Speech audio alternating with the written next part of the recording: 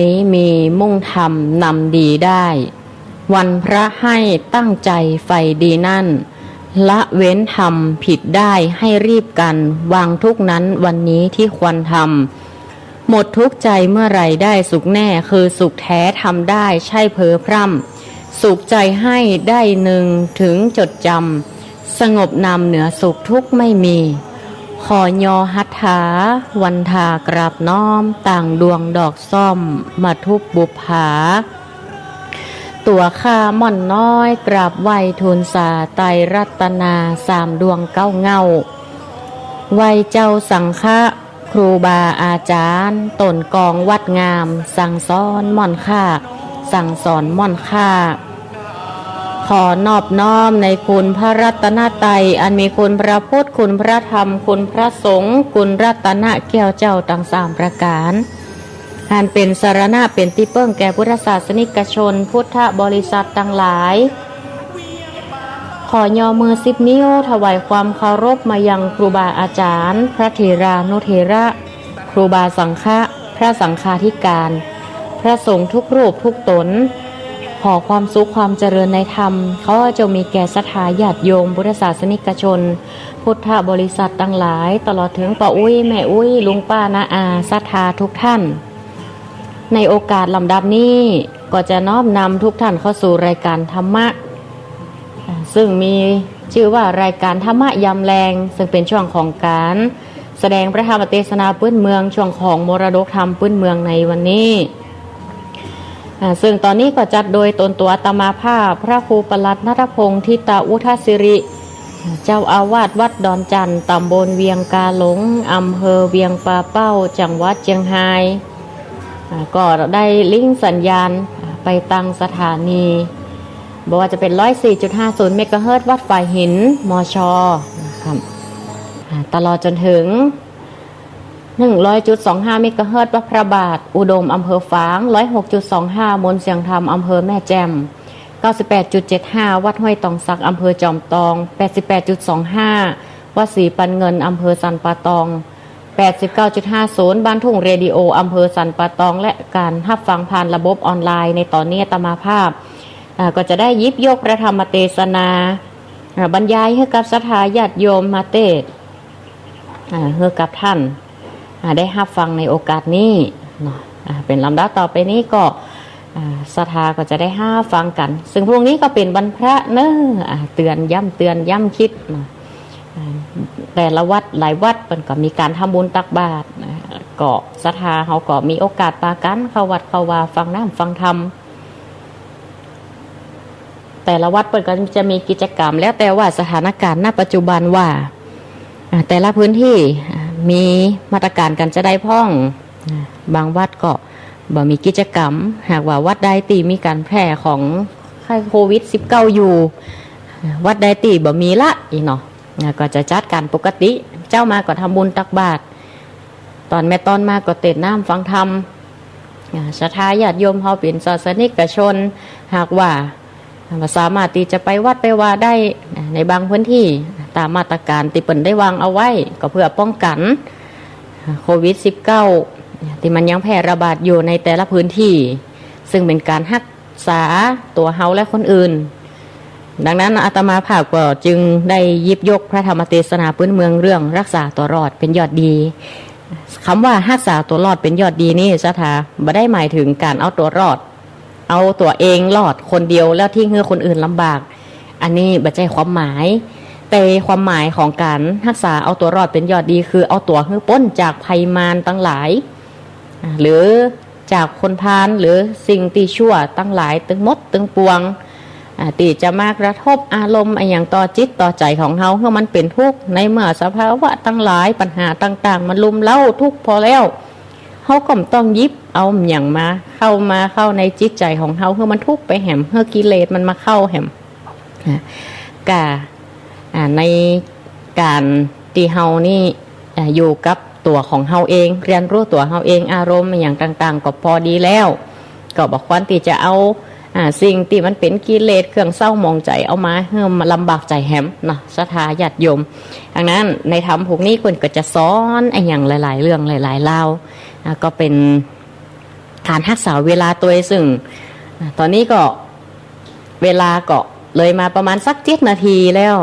ก็จะได้เตะทำให้กับสถาญาติโยมได้รับฟังเพื่อเป็นการรักษาเวลาตัวนะแล้วก็ถ้าจบทำแล้วบรรยายทำเสร็จก็จะเปิดโอกาสให้สถาอุจาสนทนาธรรมกันก็ขอทุกท่านตั้งอกตั้งใจรับฟังพระธรรมเทศนาเปื้อนเมืองเรื่องรักษาตัวรอดเป็นยอดดีซึ่งก็สะท้อนกับเข้ากับสถานการณ์ปัจจุบันพอดีเนาะจะเป็นอย่างไรทุกท่านก็ตั้งอกตั้งใจรับฟังเนอะ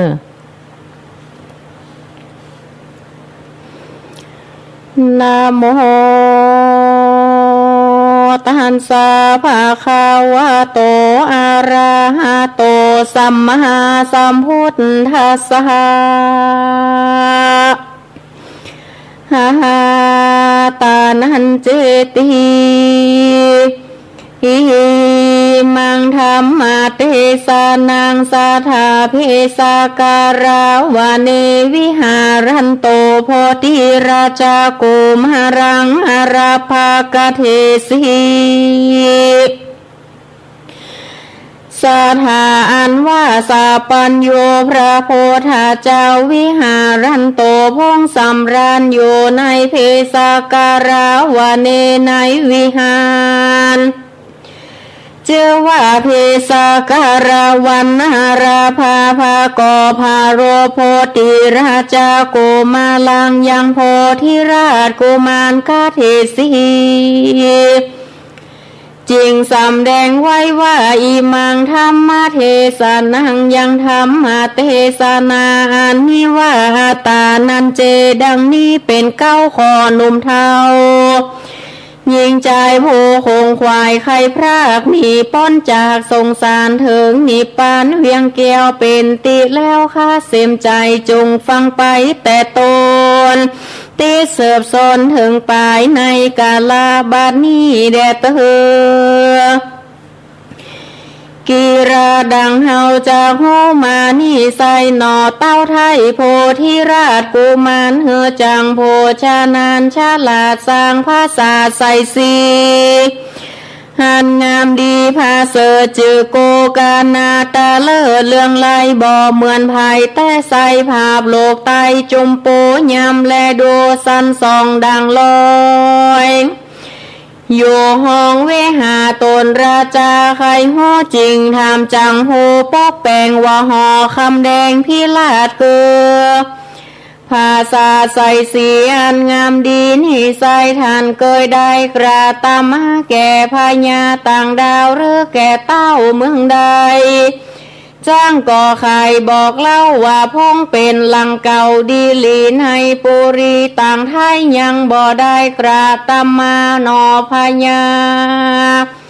โพธิราชก็เกิดขนาดในใจว่ากันมันไปก่อสร้างแก่เจ้าจ้างไก่ตาภาษานี่นะสร้างก่อนก็บ่หอนอัศจรรย์กวนขามันอย่าจ้าหรือเอาดาบกาเจียงจีนตัดมือตีนเสียงขอดหรือหือตามันบ่ตั้งสองบ่หือมันปล่อยปองไปสร้างยังภาษาดกวางเมืองใดการขานิ่งในเมียนแล้วก็บอกเสียวเกียวเตรียมตนก็มีหันและนาโสมานาโวอันว่าใจหนุ่มเนาสหายเจ้าโพธิราชกุมารหูข่าวสารดังอันก็เกิดดันในใจว่านอหอใจเจ้าจ้างจางเหือจางชิมหายคนมี10 ปาหลายนิสัยนับกาบ่ได้ดีหลีกวนไขว่าทีเก่าโอเหือนายจังหูขี้ยาการพิจารณาคือสอก็แสงสอดเตียวไปก็ไข่กามโอกาสทำจังโพชาลาดกระทำการว่าภาษาเจียงคานใหญ่กวงยังหล่อข้างสั่งจาจังก็ตอบพลอยว่าภาษาซอยหัวใจบ่หล่ออันใดแต่ใส่เมียนเสียงไหวดีงามส่วนใจรามหนุ่มเนาก็บอกเล่าอาการว่าเจ้ากุมารโพธิราชจากเฮตานพินาจิมหายาอยู่ได้ประมาทจุงเฮือ เกิดควานหันพายเนียสอดใดจากรอจุงเกิดขอตามพญาจังก็จะเก่าแก่ว่าเฮายินดีแต่ดีลีตันผู้มีไม่ตรีมาอูเฮอเฮาหู้ความนายญาสันใดป้นจากยังตั้งขอดความตายเฮาจากอุบายเกิดไว้ทันอย่าได้มองใจแดดเตอยามเจ้ากูมานมารอดเล็งตาสอดจะถามว่าภาษาดงามนี่ใส่เมียนเสียงควายดังใจหรือมีหันใดยังข้างจุงกล่าวอ้างใครมาจ่าแซงจ่าขาบไว้ว่ายังบ่เมียนควายดังหมายเกิดลวงลายควักตอกตกแต่งยองไปไหนละเอียดเหลือใจบ่น้อยข้าจะก่อยโตตามขอนอเจ้าหอคำยศใหญ่อดใจไว้รอราเฮอคนต่างตาผู้แกวนนำไม่เป็นบางเบาบอกเฮอเขาอย่าจ้าเอามาเฮอข้าเรียวไว้ข้าอยู่ในแห่งห้องจักแต่งยองเดียวได้อย่าเฮอยิงใจหนุ่มเท่าเรือเต้าเจ้าบุญนาขออย่ามาสันพอออกปากรอจะถามลวงลายงามลายแลยามเก่าแก่จะใครข้ามีใจบ่ต่างจักได้ยั่งเสียการจากเมื่อนั้นเสียเปล่าบ่เมียนเล่าเรียวไว้ส่วนปัจจัยเขานำกันกาลาพรามตึงมาภริยาข้าคอยเรือลูกน้อยยิงใจจากคงควายบ่จ้าส่งมาเฮือตัวข้าตามมีขอเจ้าปุรีพรำหูตามข้าอูไข่กำขอเจ้าหอคำโพธิราชก่ออนุญาตโจประการแล้วแต่งคนน้อยใหญ่แวดภาษาดไว้จุป่ายย้อนคานิ่งหมายสันสอดบ่เฮอนายจังรอดหนีไปก็มีหันและนางส่วนจังผู้ฉลาดอยู่บนภาษาก็พิจารณาแต่งไว้ยังครุฑใหญ่งามนี้เพื่อบินหนีไว้วองคืนสู่ห้องเวหายามหริยาหนุ่มนาวมาส่งข้าวอาหารก่อไข่การกาวจี้เฮือแจงทีขี้ยาวว่าของนานามวนโมอันมีอยู่ลวงลายจูงเฮือหายเสียงควายอย่าเว้นไว้อันใดอย่าเอาคำใส่เงินบาทรัตนชาติเบิ่งแปลงแก้วและแสงกาใหญ่เก็บเมียดไว้รอราส่วนภริยาหนุ่มเนาฟังผัวเล่าไข่ปันย้ำไผ่พันคืนโสยังติโยเกหาเอาของนานาเครื่องใจตังเป็ดไก่งัวควายน้ำออขายเสียงขาดเอาแต่งเงินบาทคำใส่บ่อนั้นเต่าใดครุฑใหญ่ก็เมียนควายบัวระมวนกาลากวนมารอดในจังยอดผู้มีพญาก็บอกภริยาหนุ่มเนากันว่าผูกเจ้ายามง่ายเอาของลายกายใหญ่ปกปันเฮาไว้ในตนรีบเตียวโหนกาพรากออกไปจากเกหาตังบุตาลูกเต้าดังมาส่งเข้าตั้งวันอย่าใครปันเก่าเฮือแก่คนผู้ใดยามตะวันใสผูกเจ้ากันนางหนอเนาภริยาขับบุตาน้อยใหญ่มาพร้อมควายจอมกันก็เรียวปันตั้งหมู่เขานั่งอยู่ไปไหนตั้งนกเตรียมใจตัวใหญ่อันแต่งไว้ดีงามจักสายจามล่องพอก็บินได้หม้อดังใจจริงเรียวไว้ว่าวองบินจากห้องผางกาขึ้นเวหาฝากฟ้าเอาไปนาเป็นไม้คนตั้งหลายมวลหมู่อันใดหูและหันต่างปากันตามก้อยไข่กาถอยนานาก็ทูลสาโอกาสบอกโพธิราชกุมารว่าจังโพชานานจบควายแปลงนกใหญ่หนีไปคงเวียงใจใหญ่กวงเตียงบ่มีจังปอสองต่างน้ำตาลห้องโจโพไข่เก่าลายประการส่วนจังผู้ชานานฉลาดไปโดยอากาศเวหาคำภาราน้อยใหญ่คำป่าไม้ดงตันถึงหิมวันป่าฟังจริงลงก่อสร้าง พาลาป้ายหลังมาบอจ้าได้เป็นเจ้าฟ้าชื่อว่ากัทธาวาหันราจาก็มีหันและนาราชากุมารโรปีส่วนกุมารโพธิรากันจังโพชาลาดหนีไปก่อคานิงในเกิดกวาดว่าจังฉลองภาษาแจงคานจริงมีราชาองค์การเหือเป่าไปทั่วดาวเวียงใจแล้วก็ใครขับไว้เสื่องพระบาทให้สาบปัญญูว่าขออินดูยัวริยาตไปหาปินหิบาทโพจนาในพังกากวางใหญ่อันจังสร้างไว้หนีไปย่ำตะวันใสผูกเจ้าการพระพุทธเจ้าสาบปัญญูตนมูตูแก่โลกเหือป้นโศกโศกาจากสาเดนมารอดไกลเจ้าภาษาใหญ่ราชากุมารก็อธิษฐานขับไว้ว่ากันคาจากใดบุตตาเรือราชาธิดาหนอเนื้อไว้เสิบเชื่อแตนตนขอพระทศพลตีไว้จุงเสด็จไต่เตียวไปบนผ้าขาวใสพื้นใหม่อันข้าปูไว้เป็นตางเจ้าหอควางยศใหญ่การอธิษฐานไว้ในใจก็เรียวไว้บ่จ้าปูแผ่นผ้าพื้นดีแต่ตีนทรณีภาษาถึงห้องราโรงการเจ้าหอจันนานเล่าบ่มีลูกเต้ายิงใจจริงอธิษฐานหมายเกิดฝ่ายแล้วปูไว้เป็นตางและนากันภิกขุตั้งหลายมากเต้ามีพระพุทธเจ้าเป็นพาทานมาถึงสถานติไกรภาษาใสใหญ่ใสสีเจ้าปุรีโพธิราชก็อภิวาทวันตารีบไกกาเข้าไกหับบาทไว้เรียวปันก็อภิวันกลมเกลาคอยังพระพุทธเจ้าพันภายนำภิกขุหลายมวลโมเคิน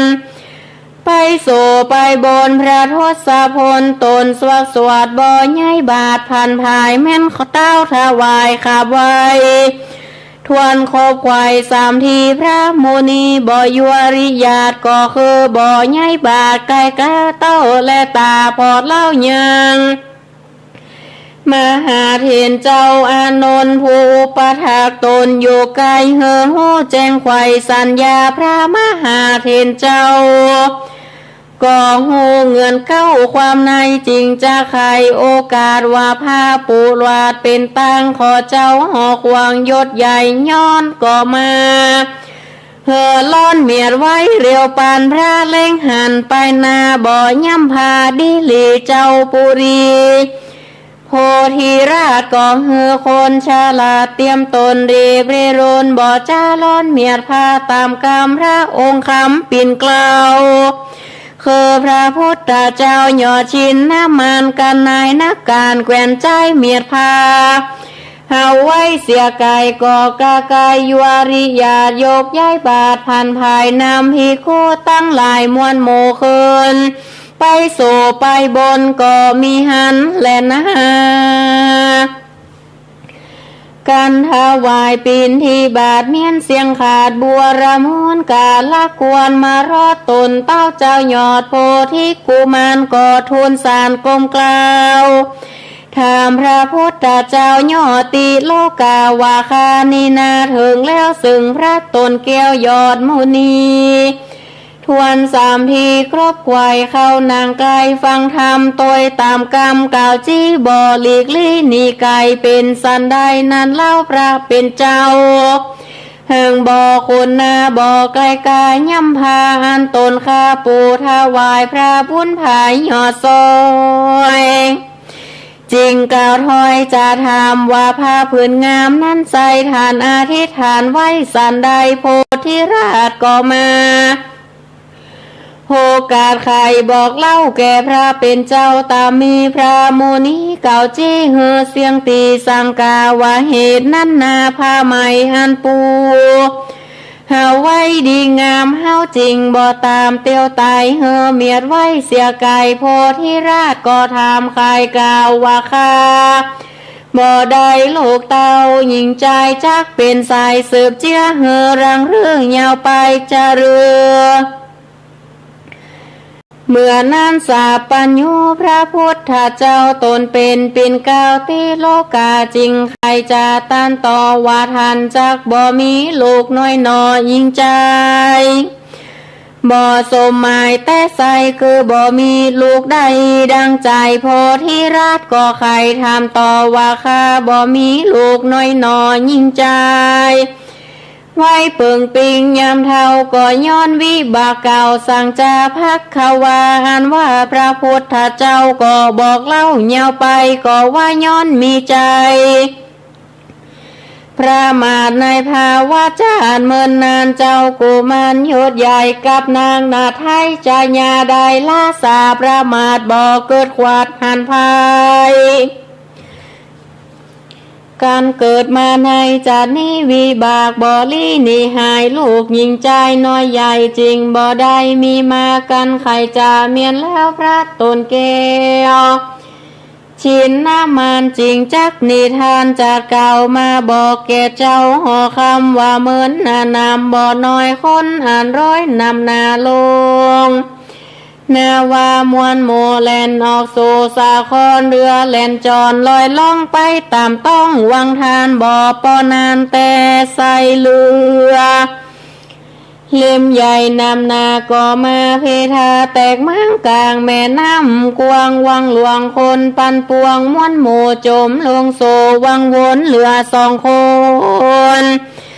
แต่เล่าเกิดสองหนุ่มเนาผัวเมียสองขาเปียแผ่นไม้ก็กองไว้ลอยไปบ่อนั้นเต่าได้ก็รอดเถิงตีจอดดอนทราย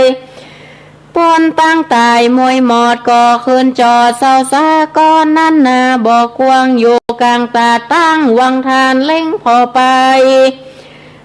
นาหันตีนฟ้าโซตานกนานามวนหมู่อาสาไรอยู่จอมกันมีอานันลายแลอยู่ยังโจเงหานาตังนกสองขาแสตังสองขาแสบใส่เก็บไข่นกใดเอากินเป็นอาจินคำเจ้าตังกับเขาแรงง่ายกันไข่นกลายเสียงขอดบ่อเหลือรอดกองตาก็ยับลูกนกมาเลี้ยงใส่เฮืออยู่ได้นานไปบ่อนานเต่าได้นกน้อยก็ตกถอยหายตาลูกนกหาบ่ได้ก็ยับนกใหญ่มากินย้อนมาวินพระมาทบ่ได้ขาดเคินวันกันดับขันหมู่หมูก็ลงสู่อาบายบาดนี้กายมาเกิดเอา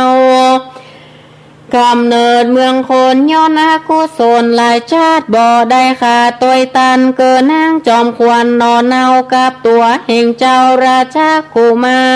รย้อนกรรมเฮือหานจัดก่อนจริงบ่มีลูกน้อยอ่อนใส่ใจกันว่าใครเมียนแล้วพระตนเกว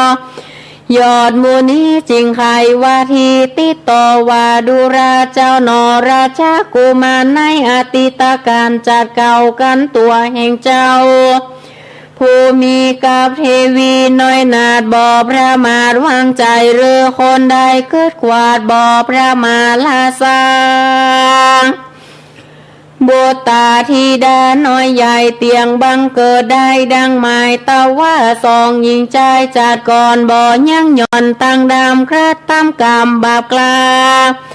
หันอย่าจ้าจังไรแต่ปฐมมาไว้หนุ่มเนาถึงแก่เท่าจะราต้อยตามกรรมมาจองหอย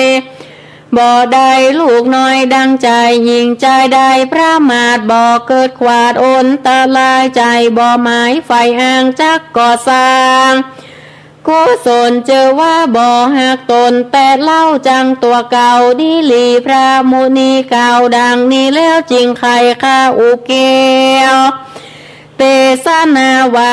นาอันตานันเจปิยังจัญญารักขายานางโสรักขิตังตินา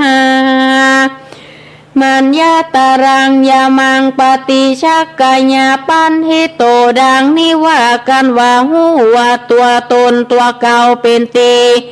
หากเล่าเหลือลายกวนคงควายเกิดสอดรักษาตัวรอดนานไปอันวิสัยนักปาดโห ฉลาดจบทองยอมตีปองคำเจ้ารักษาตัวเก่าดีงามเสียงสามยามคบควายหรือยามใดยามหนึ่งเป็นดีแลนา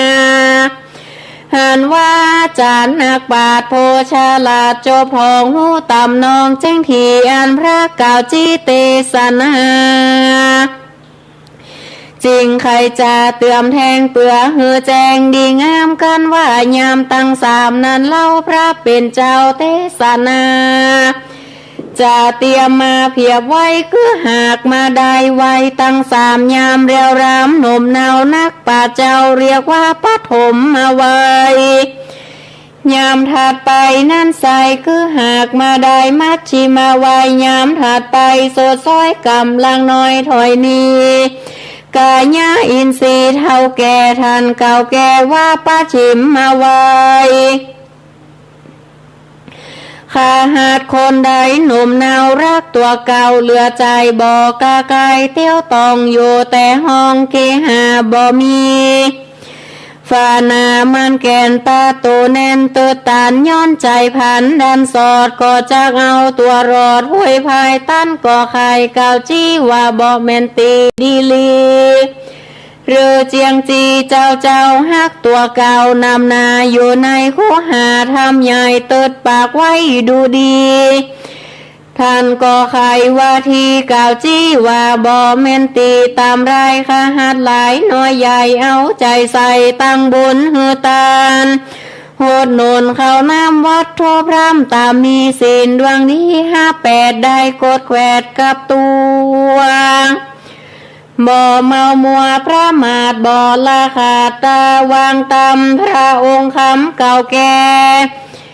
หากว่าฮักษาศีลได้ก็ฮักตัวเก่าดีลีเป็นเจียงจีเจ้าบ่อยู่เปล่าได้กองวัดหลายน้อยใหญ่เอาใจใส่จุอันจูเคินวันบ่ขาดบ่ประมาทละสาทันยอมจะเก่าแก่รักตัวเก่าแต่ตามธรรมบอกกระทำดังอีพระกล่าวจี้สัจจังว่าเป็นคนจังตัวเก่าจากป่าเข้าสู่หาบายเป็นตุกลายเมื่อซ้อยบอกกะก้อยไกลกาแลนาข้าหัดหลายนั้นเล่ายามหนุ่มเนาปฐมมาไว้เมาใส่ใจแต่เล่นวิทย์วิ่งเต้นไปมาสื่อศึกษา10ประสาทเนื้อได้รู้ชาลาสัพพาการจะนานจบจอดลวดได้ละต่อตั้งบุญยามอายุหนุนมักเต้าเกือย่างเข้ามาชิมมาไว้ควรใส่ใจอย่าห่างรีบก่อสร้างกุศลเรือพงมาวนคำเจ้าเลี้ยงลูกเต้าเมียแป้งหาคำแดงบาดไตเพื่อจ่ายใจและกินตาลและศีลบ่สร้างได้เว้นห่างเสียไก่การประชิมมาไว้มารอดก็บอกควรละต่อตั้งบุญหือตาหนุนจะใจรักษาศีลไว้กับตัวบ่เมามัวประมาทบ่เว้นขาดเสียธรรมบอกกระตาม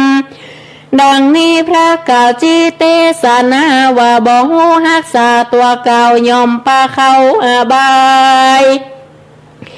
ส่วนยิงใจน้อยใหญ่เอาใจใส่ตั้งบนเหือต้านนุนเข้าน้ำวัดโทพรำตามมีศีลดวงดี58ได้กดแขวดกับตัวบ่เมามัวพระมาทบ่เว้นขาดภาวนาตามเวลามารอดกาละจอตึงตันทันไข่ปันเก่าแก่ว่าหากตัวเก่าเตดีลีจากป่าตัวนี้กาพรากเหือพ้นจากอาบายสำลานลายเมื่อซ้อยยามกาดกล้อยมรณะบุญยอมนำปาไปเกิดในตีพาเสดกาเสมใจก็มีแลนะหาตาลากากาธานิธิตาขีญาสังวันนานาวิเศษจาห้องเหตุอัตตาราคากาถาก็บังคมสมเร็จเสร็จแล้วเต้านี้ก่อนแล้วสำหรับพระธรรมเทศนาเรื่องรักษาตัวรอดเป็นยอดดีตามในคัมภีร์บาลีเกาจี้เป็นภาษาบาลี ท่านก็ได้กล่าวเอาไว้เป็นสุภาษิตเอาไว้สอนเฮาตั้นตั้งหลายว่าอัตตลักขะกถาก็คือรักษาตัวรอดเป็นยอดดีท่านตั้งหลายหากได้สดับรับฟังพระธรรมเทศนาพื้นเมืองไปตัวพิจารณาไปตัวแล้วก็จะเข้าใจว่าการรักษาตัวรอดเป็นยอดดีบัดใจว่าการรักษาเอาตัวเก่ารอดแต่ละเพื่อคนอื่นเป็นทุกข์หรือว่าทิ้งคนอื่นเพื่อประมาทบ่ใจศรัทธาญาติโยมอันนั้นเรียกว่าเห็นแก่ตัวละเนาะคือกอบโกยเอาผลประโยชน์ในอย่างต่างๆโดยไม่ได้คำนึงผลประโยชน์ต่อส่วนรวมแต่คำว่าอัตตรักขกถานี่หมายถึงว่าการรักษาเอาตัวรอดพ้นจากภัยอันตรายทั้งปวงตลอดถึงภัยแต่โจรภัยแต่คนพาลภัยจากดินฟ้าอากาศความแปรปรวนจากโรคภัยไข้เจ็บต่างๆอันนี้เรียกว่ารักษาเอาตัวรอดเป็นยอดดีในปัจจุบันนี้ญาติโยมท่านทั้งหลายโรคภัยไข้เจ็บมันอุบัติใหม่ขึ้นมาติ๊ๆขึ้นมาเรื่อยๆเขาก็ต้องใส่ใจยังสุขภาพของเฮาตัวรักษาตัวรอดของเฮาเมื่อเฮารักษาตัวเฮาดีแล้วก็เป็นการป้องกันคนอื่นบ่ไปแพร่เชื้อบ่ไปในกลุ่มเสี่ยงเหมือนป้าอุ้ยแม่อุ้ยศรัทธาญาติโยมเขาก็ได้ดำเนินชีวิตน่ะมาหลายปีละกับยุคของโควิดนี้ก็จะหันปัญหาต่างๆนาซับเปเหตุละเมื่อเขาหันดังอีแล้วเขาก็บางเถื่อก็เข้าใจว่าเขาก็ต้องหันอกหันใจซึ่งกันและกันเพราะการหันอกหันใจถนอมน้ำใจกันไว้เนี่ยถือว่าเป็นการสงเคราะห์ซึ่งกันและกันเพื่อแก้ปัญหาไปด้วยกันเพราะปัญหาบางอย่างสามารถแก้ได้คนเดียวก็ต้องอาศัยเจ้าหมู่ตัวช่วยกันปรึกษาหารือช่วยกันแนะนำสั่งสอนอันใดดีอันใดถูกอันดีควรทำอันใดบอกควรทำอันนี้ก็สอดคล้องกับหลักของสังฆะวัตถุศรัทธาคือเขาต้องรู้จักการสงเคราะห์ถนอมน้ำอกน้ำใจกันน้ำจิตน้ำใจเป็นอันหนึ่งอันเดียวการจะคล้องใจคนได้การยึดเหนี่ยวน้ำใจกันได้เนี่ยก็ย่อมมาจากการมีธรรมะเสมอกันเสมอต้นมีทิฏฐิไปในทางเดียวกันมีสัมมาทิฏฐิมีความรู้น้อมไปในทางเดียวกันในการแก้ปัญหาต่างๆที่มันเกิดขึ้นมีความปรารถนาดีเนาะก็มันช่วยเหลือเกื้อกูลซึ่งกันและกันการอู้กันจ้าอัตถจริยาช่วยเหลือซึ่งกันและกันไปการวางตัววางตนให้เหมาะสมเพื่อความเสมอภาคในสังคมร่วมสุขร่วมทุกข์ปัญหาและรับรู้ปัญหาช่วยกันแก้เพื่อประโยชน์ของสังคมตัวอันนี้การรักษาตัวรอดเป็นยอดดีเป็นการนำธรรมะไปปฏิบัติดังบาลีได้กล่าวเอาไว้ว่าสักกะตัวธรรมรัตนังโอสัทถังอุตตมังวลังปริราหุปสมังธรรมเตเชนะโสทินานาสันตุปทวาสเพพยาวูปสเมนตุเตซึ่งก็เป็นบทสวดหนึ่งในบทสวดมงคลซึ่งแปลว่าเพราะการทำความเคารพคือปฏิบัติตามพระธรรมหรือรัตนตรัยอันเป็นโอสถหรือว่าเป็นยาที่ประเสริฐที่สุดเป็นเครื่องระงับความกังวลกระวายใจได้ท่านก็บอกว่าขออุบาททั้งปวงจงหายไปด้วยภัยตั้งหลายเนี่ยขอให้จบไปเนาะขอภัยตั้งหลายเนี่ยจงหายไปขอให้ท่านพบแต่ความสุขสวัสดีเขาก็จะเข้าใจได้ว่าการทำดีก็คือการเคารพซึ่งกันและกันถือว่าเป็นยาเนาะศรัทธาญาติโยมการรักษาน้ำใจกันนี่การอู้กันจ้ามันเป็นยาหรอยาทาหรอยาทาตั้งกายตั้งใจกำลังอกกำลังใจซึ่งกันและกันทำแห่งรัตนะนี่ก็คือรู้รักษาตัวรอดเป็นยอดดีเป็นภาษิตเก่าเฮาตัวซึ่งก็เป็นหัวข้อบางท่านอาจจะมีความเห็นว่าการเอาตัวรอดหรือการเห็นแก่ตัวนั้นมันคนละประเด็นกันแต่การเอาตัวรอดในที่นี้คือค คนติดจะทำประโยชน์แก่ผู้อื่นนั่นแหละตนก็ต้องดีเสียก่อนเขาก็ต้องตนเตรียมตนนั่นแหละดีตนเตือนตนตัวทำความดีโดยเป็นเพื่อเป็นตีประจักษ์ตัวเมื่อตนบดีจะทำเพื่อคนอื่นดีได้จะเป็นแบบอย่างได้จะได้นั้นก็ทำได้ยากภาษิตนี้จึงมีความหมายว่าการทำตัวเขาเพื่อดีเสียก่อนเบื้องต้นเหมือนพระพุทธเจ้าทรงผนวดทรงมีพระมหากรุณาช่วยคนอื่นนำธรรมะไปเผยแผ่ไปสั่งสอนพระพุทธองค์ก็ตรัสว่าควรทำตนให้มีดีติสมควรตรัสสอนให้ปกครองตนเหมือนต่างบ้านเมืองจัดปกครองคนต่างหลายก็การที่เขาจะรักษาตนนั่นก็ต้องรักษาถึงภายในตัวก็คือเอาธรรมะไปรักษาจิตรักษาใจของเฮาโดยเฉพาะเรื่องของศีลเฮริความละอายแก่ใจโอตตัปปะคือความเก่งกลัวต่อบาปตั้งหลายเมื่อเฮามีศีลมีธรรมแล้วไปสู่ตีไหนก็คล้ายๆว่าเป็นติสบายใจของคนตั้งหลายเมื่อได้พบได้เห็นได้แม้จะอยู่คนที่อยู่ใกล้ก็ย่อมรู้สึกในการซึมซาบในคุณความดีรู้สึกเป็นห่มเป็นเงาเป็นตีปึงป้าอาศัยได้เหมือนต้นไม้เป็นตีปึงแก่นกตั้งหลายแต่สิงสารสัตว์ตั้งหลายได้ปึงเงาได้อากาศได้ออกซิเจนได้อาหารคนมีศีลมีธรรมมันเฮือตานหักษาศีลเจริญเมตตาภาวนาของงามตึงไปในงามทั้งภายนอกตัวเมื่อข้าซึกเข้าโจมตีหมายถึงว่ากิเลสเครื่องเศร้าหมองต่างๆบอกว่าความโลภความโกรธความหลงความตนีทีนิ้วหรือโลกธรรมต่างๆเมื่อมันเข้ามาโจมตีก็สามารถเป็นเกราะป้องกันเฮาได้เพราะเฮามีศีลมีธรรมเนี่ยเป็นเครื่องป้องกันมีธรรมะเป็นเครื่องป้องกันเพื่อทานท่วงทีธรรมะก็จะต่อสู้กับศัตรูประเหมือนว่าเสาระเนียดหรือก็ป้องกันที่คอยป้องกันเป็นด่านเอาไว้ให้เฮาหลอดพ้นคนที่จะต่อสู้กับข้าศึกศัตรูไปในคือกิเลสและความชั่วอย่างต่างๆเนี่ยบ่ให้มันมากำกายก็จะต้องจัดการด้วยกำแพง7 ชั้นเนี่ยกำแพงเกี่ยวทั้ง7 ชั้นมาป้องกันล้อมรอบเนี่ยท่านก็ประดุษเสมือนว่าทำทั้ง7 ประการเปรียบเสมือนแก้ว7 ประการแก้วกำแพงแก้ว7 ชั้นนั่นก็คือ1ก็คือศรัทธาคือความเชื่อก็คือเฮาเชื่อเรื่องกรรมผลแห่งกรรมเชื่อว่าสัตว์มีกรรมเป็นของตนใครทำดีได้ดีทำชั่วได้ชั่วบ่มีไอ้หยังได้มาโดยบังเอิญหรือความประพฤติไอ้หยังต่างๆบ่ได้มาเพราะความบังเอิญย่อมจะตามเพื่อผลอยู่บอกว่ากรรมดีหรือกรรมชั่วเหมือนคนอาบน้ำเย็นก็ต้องเย็นจริงๆอยู่ใกล้ไฟก็ต้องร้อนคนอาบน้ำร้อนถ้าคนอยู่ใกล้ไฟจะเย็นมันหมีเนาะต่อมาคือข้อ2คือฮิริหรือฮิริแปลว่าความละอายแก่ใจที่จะกระทำชั่วก็ทำให้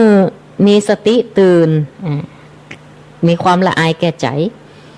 เห็นความชั่วเป็นสิ่งที่สกปรกโสโครกนะเหมือนเฮาอาบน้ำชำระร่างกายแล้วเฮาจะเอาไปเปื้อนขี้ดินขี้โคลนเนี่ยก็บ่เอาตัวเข้าไปเกลือกลัวฉันใดคนที่มีฮิริความละอายแก่ใจต่อบาปอกุศลตั้งหลายก็เช่นนั้นน่ะเหมือนเฮาที่จะอันใดเนาะเฮาก็มีทำอย่างนั้นน่ะบักกล้าที่จะทำความชั่วโอตตัปปะคือข้อ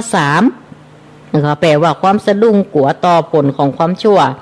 กลัววิบากกรรมที่มันจะส่งผลมากลัวจะได้ประสบอันตราย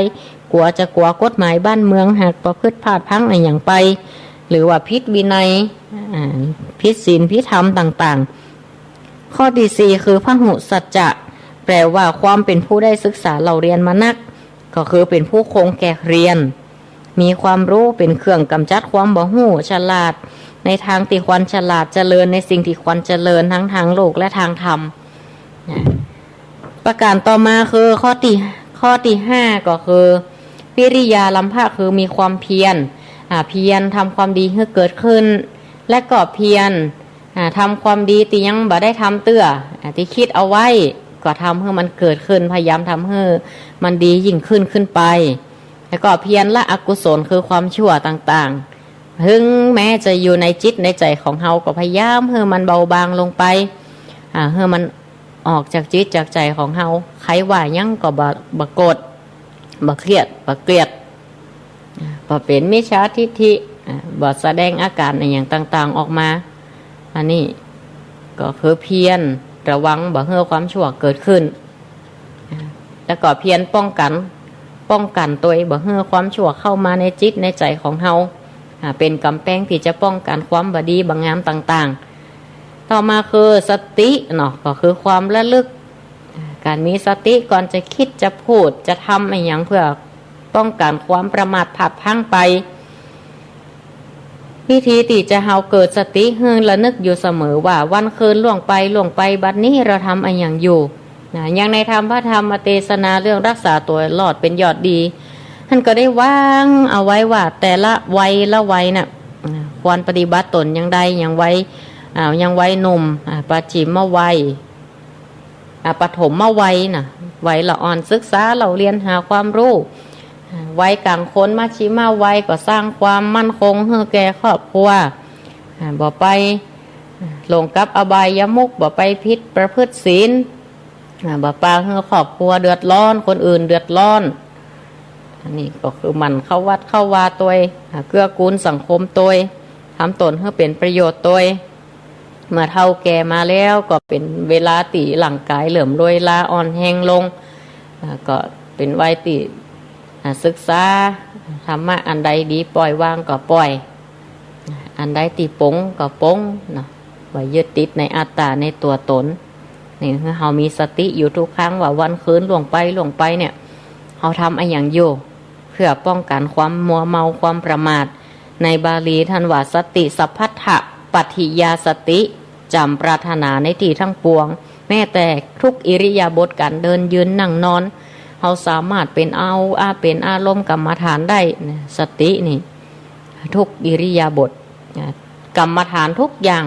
บอกว่าสัมมาอรหังบอกว่าจะภาวนาพุทโธหรือยุบหนอปองหนอหรือว่าจะเป็นสมถกรรมฐานวิปัสสนกรรมฐานก็ต้องมีสติอยู่ข้อต่อมาก็คือปัญญาคือความรอบรู้ดีรู้ชั่วรู้ผิดรู้ถูกหูได้หูเสียปัญญาเกิดจากการฟังการศึกษารวมความว่าวิธีป้องกันตัวให้ปลอดภัยต้องมีความเชื่อต้องละอายต่อบาปต้องเกรงกลัวบาปมีความรอบรู้มีความกล้าหาญความระลึกรู้สึกตัวและมีปัญญามีธรรมะเป็นเครื่องมือจะอี้แล้วเขาก็จะบ่ได้พลาดพลั้งใครจะชักชวนไปทำอย่างก็ตามไปในทางที่ผิดเขามีศีลมีธรรมในกับตัวเขาก็กลัวที่จะไปลดตัวเขาไปทำในสิ่งที่บ่ถูกต้องหรือใครจะมายั่วให้โกรธให้เกลียดกับใครเขาหูตันก็ระงับได้ไปฉวยโอกาสวิ่งราวหรือว่าไปทุจริตคอร์รัปชัน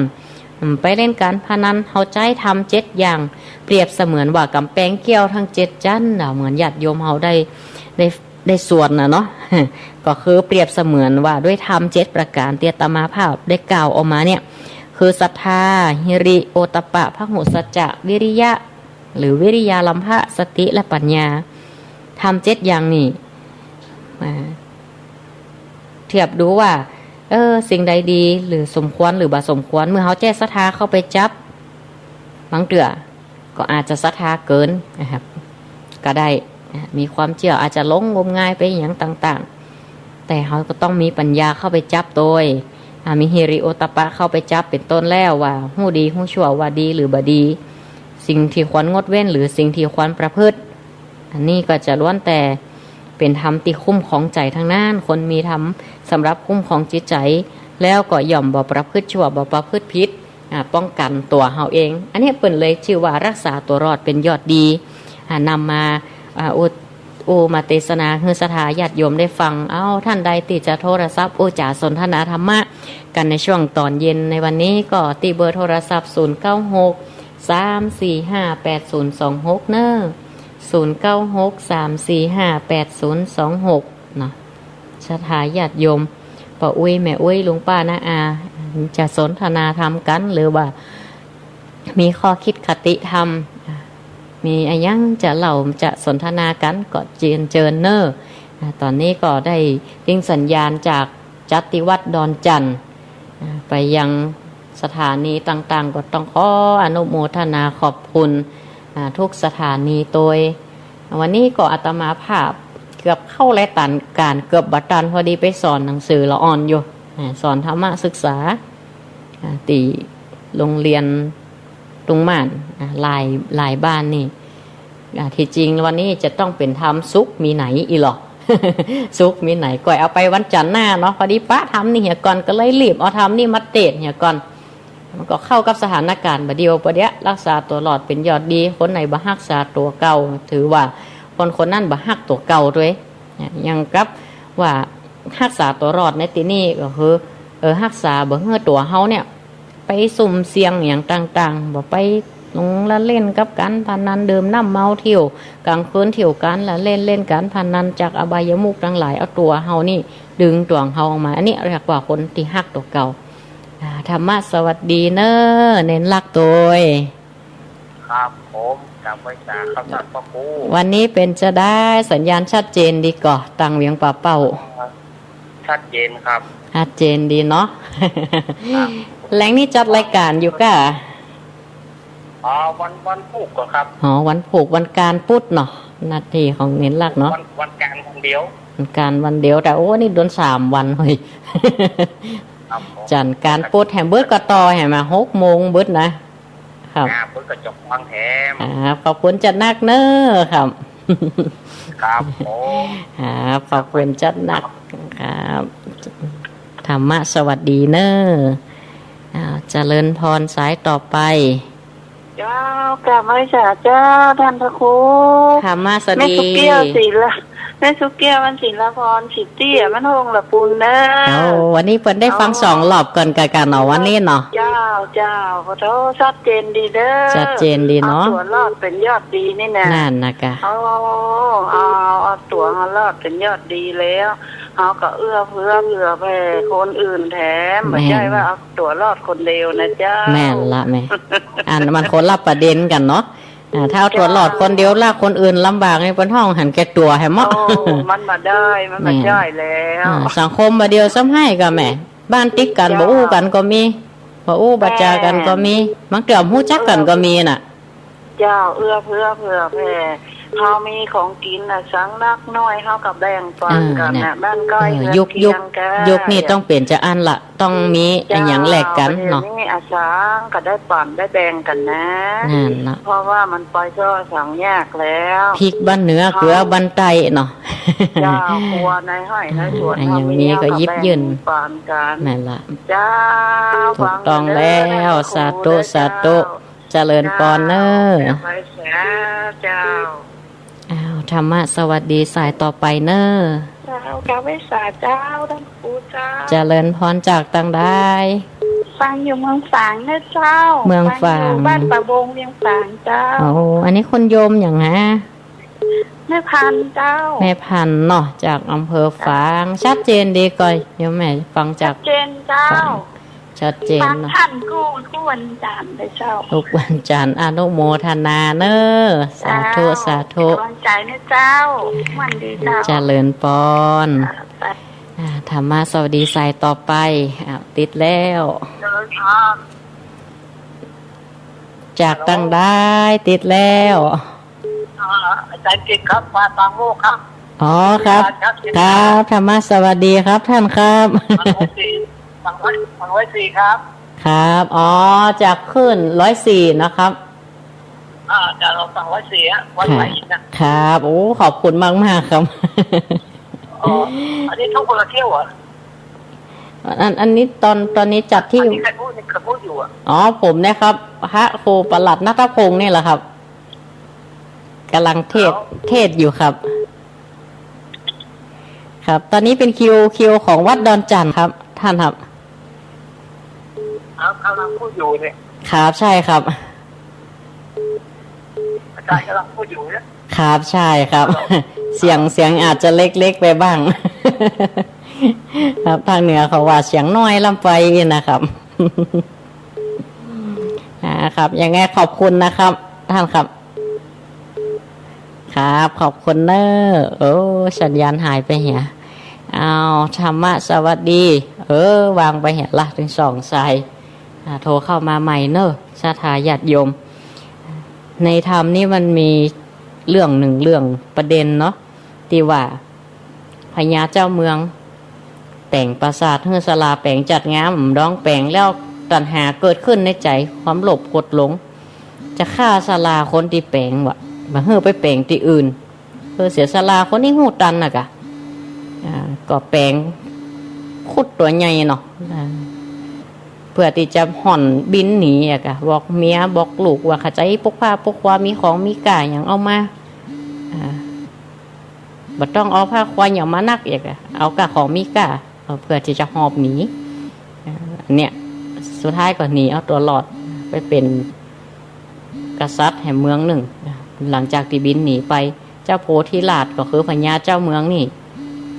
เนี่ยโดยผลเนี่ยเลยมีลูกจาดก่อนก็เอาลูกนกเอาไข่นกมากินมาอย่างป้อมมีป้อมเมียนก็เลยมีลูกตึงยิงตึงใจนิมนต์พระพุทธเจ้ามาฉันมาฉลองปราสาทใหม่ก็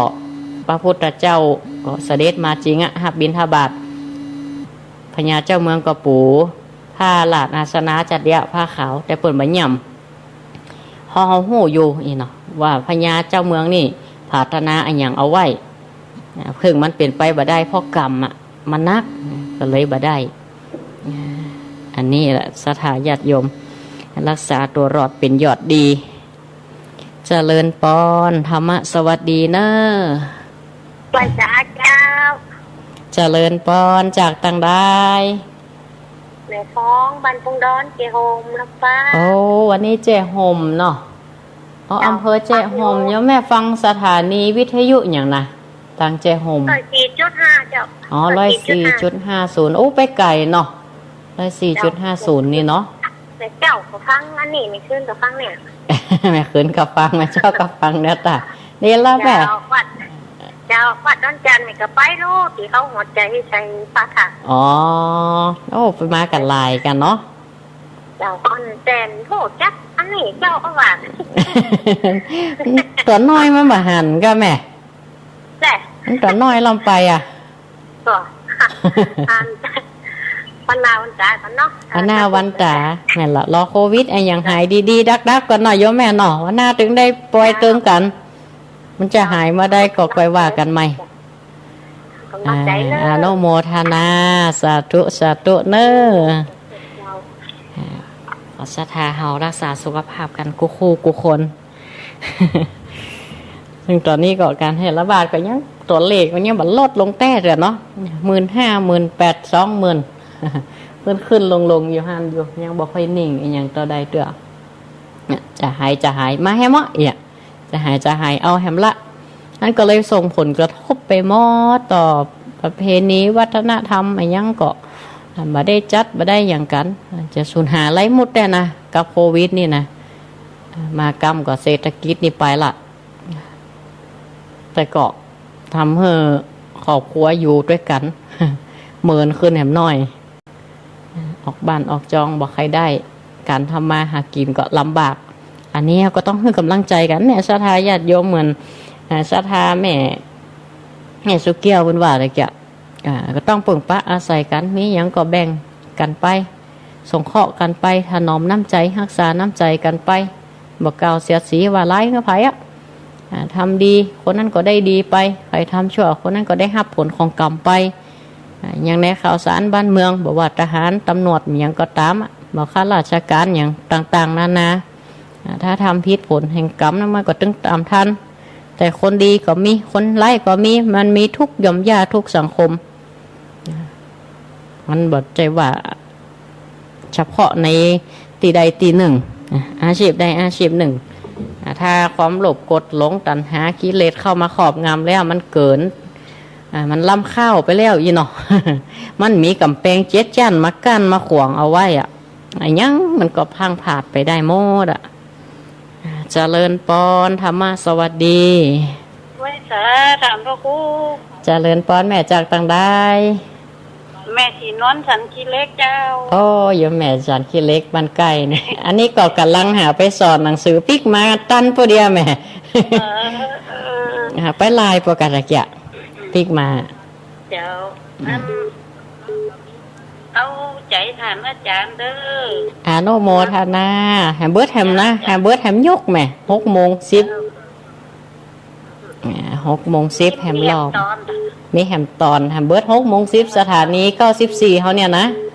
94.5 วัดไฟหินอ่ะ อันนี้วัดไฟหินก่อนช่วงอย่างเงี้ยตอนอันนี้นะตอนบ่าย ไว้ศาลศาลพระครู ๆอาโนโมทนาสาธุเนอ จ้า เจริญปอนรับสายต่อไปธรรมะสวัสดีเนอ เจ้า เจริญปอนเดี๋ยวแม่จากต่างได้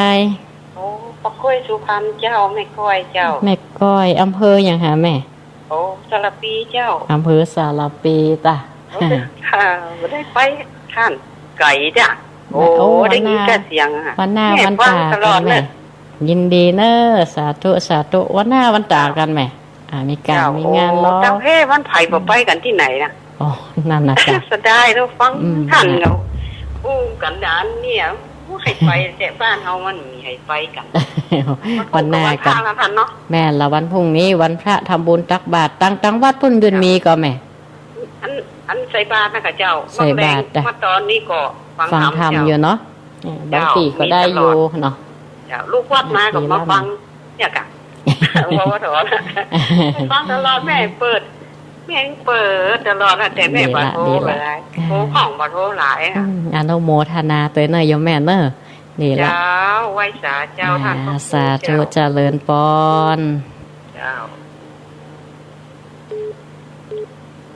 สำหรับการแสดงพระธรรมเทศนาวันนี้เนาะในรายการทำยำแรงเนี่ยเนาะในช่วงของการเตะทำเปื้อนเมืองก็หมดเวลาลงแล้วเนาะก็ขอพักไว้เพียงตอนนี้ก็มาฟังกันต่อซึ่งอาตมาภาพก็จัดในช่วงวันจันทร์เวลาเดิม4 โมงถึง 5 โมงก็ขอสถาทุกท่านอยู่ดีมีสุขเหมือนกันกูคนรักษาสุขภาพกันตัวเนอรักษาสุขภาพกันตัวขอให้มีความสุขความเจริญ